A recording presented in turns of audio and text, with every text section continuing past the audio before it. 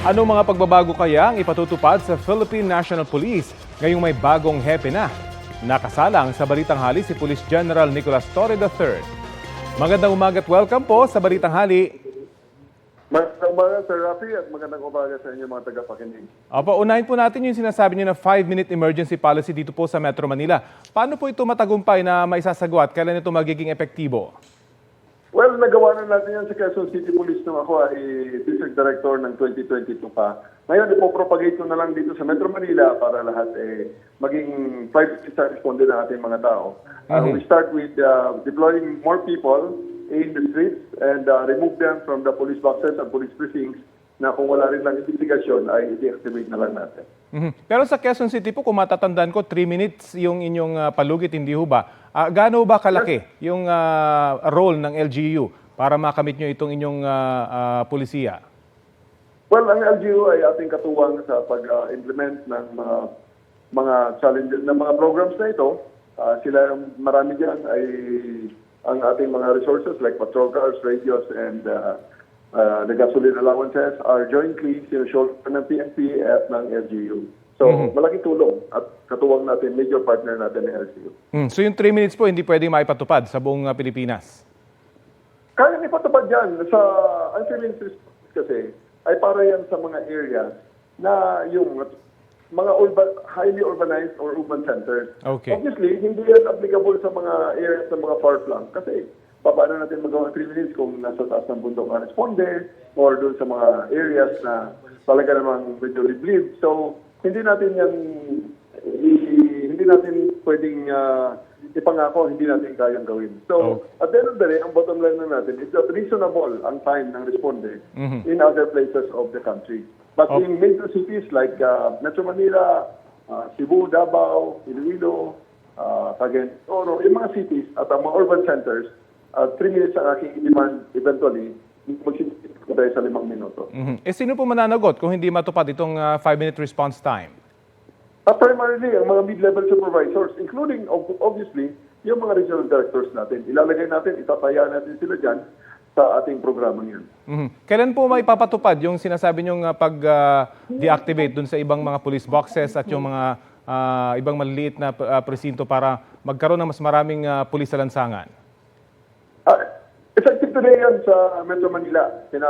Study ko na ng isang araw pa ang efficacy ng mga police boxes na yan. So, sa ngayon, ay nagsimula na sila, including the 8-hour shifting. Meron po bang marching order na partikular sa inyo, si Pangulong Bongbong Marcos? Narinig natin naman ang kanyang directive change of command ceremony na ang pulis sa kalsada, dapat visible ang pulis at aktibo na nagpapatrolya at nagpe-prevent ng pagkaganap ng krimen. So, aside from that, gusto niya rin ang ating mga pulis ay talagang aktibo at nagtatrabaho within the ambit of human rights. Opo. Pakilinaw na rin po, paano maiiba yung paramihan arrest order sa reward system noon, ang panahon ni dating Pangulong Rodrigo Duterte? Handa na ba kayo makipagtulungan sa Commission on Human Rights? Yes, nandito ako ngayon sa NAPOLCOM at aking in-reiterate talaga na partner namin ang NAPOLCOM at ang Human Rights sa paniniguro na hindi magmalabis ang pulis sa kagustuhan lamang na magkaroon ng maraming aresto, kung ano-ano ang gagawin, na pati ang mga inosenteng tao ay dadamay. Ang maganda rito sa ating programa, ang ating mga maa-aresto at ating mga taong bayan na mga kababayan na ma-aresto man, may pagkakataon talaga silang depensahan ng kanilang mga sarili, kahit ang mga abogado, at maaaring ang pulis naman ang madidismiss o makukulong din dahil kung mali ang pagka-aresto sa kanila. Yun nga po, yung mekanismo sana na pagrereklamo ng mga posibleng maaresto, lalo na kung wala namang sapat na ebidensya, para baka pwedeng mangyari dyan, arrest now, reklamo later. Paano mas madali para sa mga magrereklamo na maghain ng protesta dun sa kanilang pagkaka-aresto kung sakali? Ang kaso pong illegal arrest ay hindi ho basta-basta. Hindi makakarami ng aresto ang pulis ng illegal arrest ang kanyang gagawin. Kasi sa unang aresto pa lang na illegal arrest ang kanyang ginawa, matatanggal sa serbisyo, makukulong na siya. Siya ang makukulong at hindi yung kanyang inaaresto. Kaya ang pag-aaresto ho, para maintindihan ng ating taong bayan, pag pumirma ang pulis dyan sa papel dahil siya ay nang aresto, kung buhay niya ang nakasalalay dyan. Kaya napakalaki rin ng risk sa ating mga pulis yan. Kung kaya sa ngayon, makikita nyo, kung maliit na rambol-rambol lang yan, ituturo kayo ng pulis sa barangay. Yan ang ayaw kong mangyari. Gusto ko na ang pulis, pag may humingi ng tulong sa kanila na mamamayan, kahit yan ay maliit na bagay lamang, yan ay, halimbawa nakikita lang na sir, parang kahina-hinala itong umaali-aligid sa bahay ko, ay re-respondihan dapat ng pulis yan at check kung ano yung umaali-aligid na yan.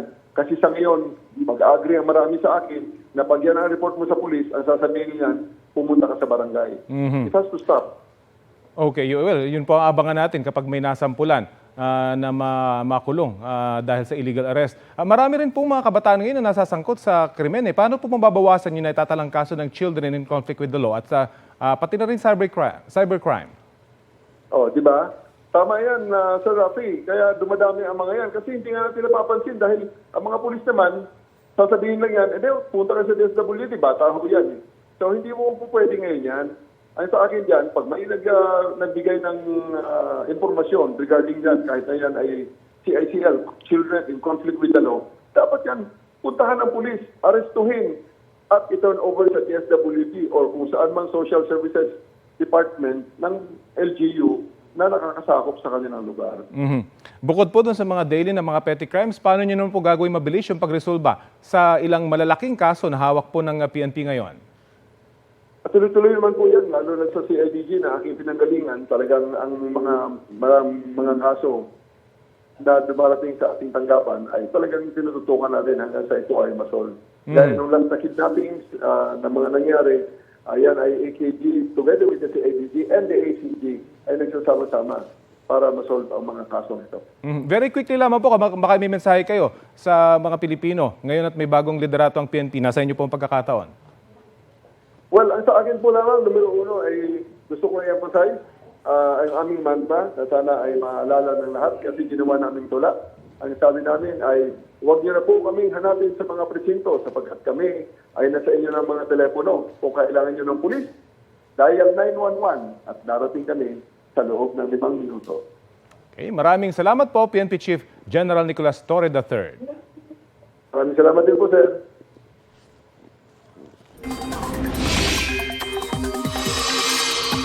Isinailalim muli sa thunderstorm watch ang Metro Manila ngayong pong Huwebes. Ayon sa Pag-asa, apektado rin ang Bulacan, Rizal, Laguna at Cavite. Sa mga susunod na oras, posibleng makaranas sa mga nasabing lugar ng biglaang ulan na may pagkulog at pagkidlat. Tatagal ang thunderstorm watch hanggang alas 10 mamayang gabi.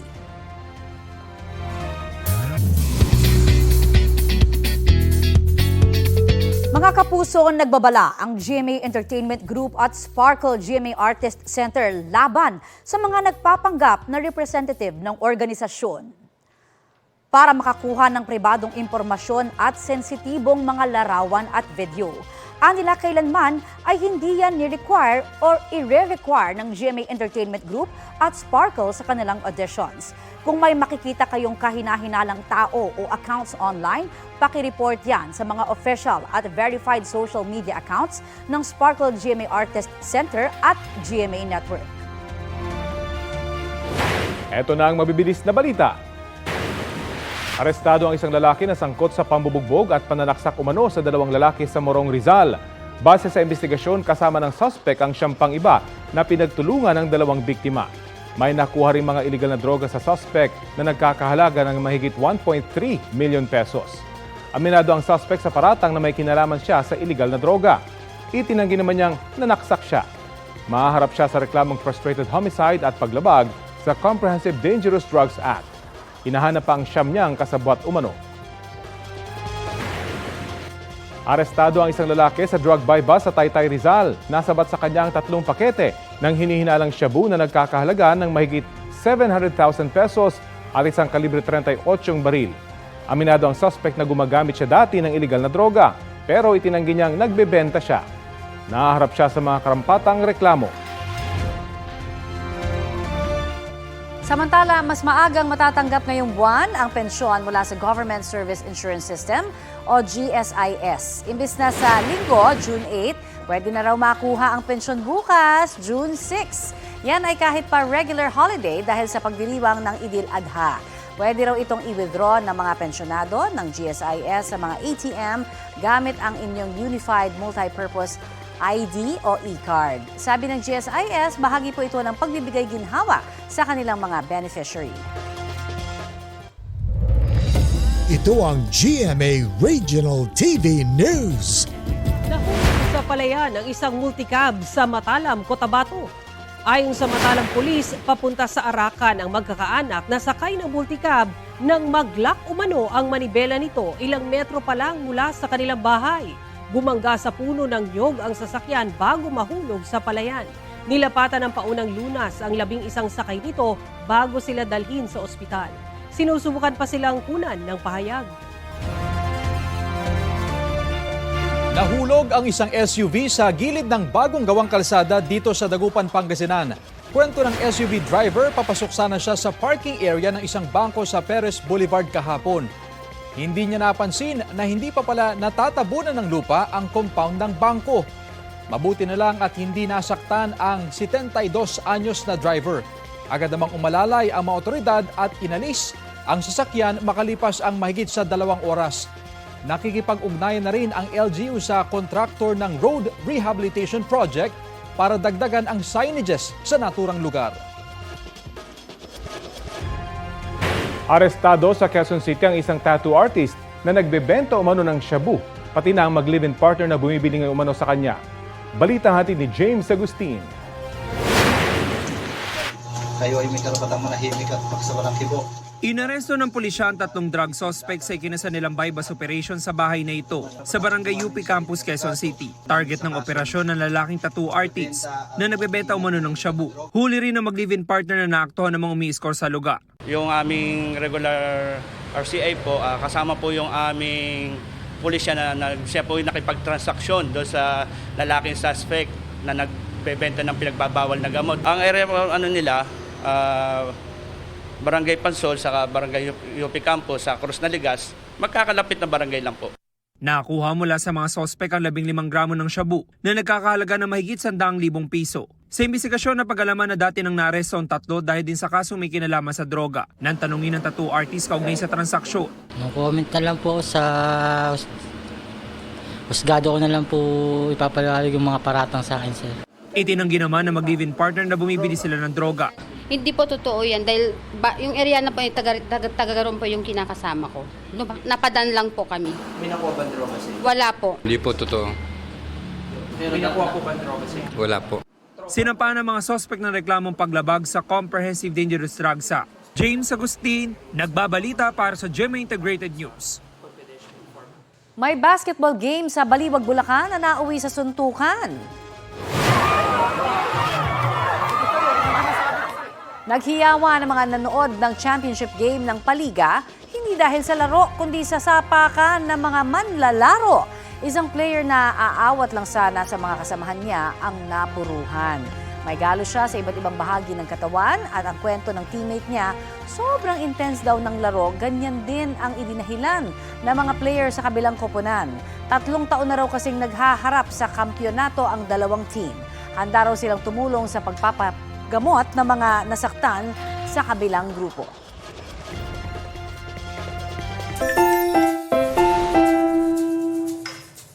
Tampok natin ang cute na happy pill ng isang fur mom sa Rodriguez, Rizal. Ang alaga niyang aso, maihahalin tulad daw sa radyo. Paano ba naman? Pwede raw kasing kontrolin ang volume.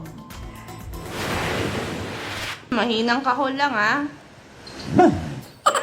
Ayun, no? Kung nasa classroom lang, ligtas na sa listahan ng noisy ang asong si Greta. Marunong kasing tumahol ang alaga pero very demure ang style.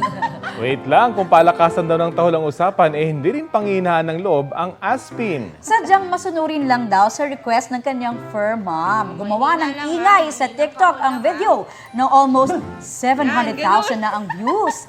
Gayahin nga natin. Greta, ikaw ay trending. Naku, may pabulong-bulong pa. Very demure din tayo. Oo, Greta, ang cute mo.